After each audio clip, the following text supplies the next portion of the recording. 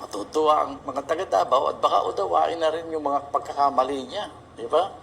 Sa halip na gano'n mukhang inaangkin niya lahat yung pwedeng angkinin. Akala niya sisikat siya, hindi na. Iba na ang takbo ang isip ng ating mga mamamayan. Nawala na sa kanya ng tiwala. Opo. No? Ayan, dagdag wala ng tiwala pa yan. Yun nga po.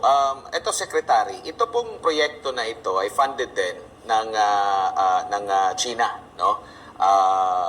Since 2018 pa ito na nabanggit na ito na sa State of the City address ni Mayor noon, Sara Duterte, no? So nagumpisa ito mula pa noon, siguro na timing lang na ang pagtatayo is mga 2 buwan after ng halalan. So wala naman siguro tayong proyekto na after mong nanalo ay magtatayo agad. Magdadaan yan sa feasibility study, sa napakaraming mga pag-aaral pa. So dito, na-appreciate po ng Pangulo, talagang na-appreciate niya yung bilis ng contractor nito, which is state-owned ng China. Tapos, napabilib siya sa teknolohiya, tsaka sa kabuuan ng proyekto.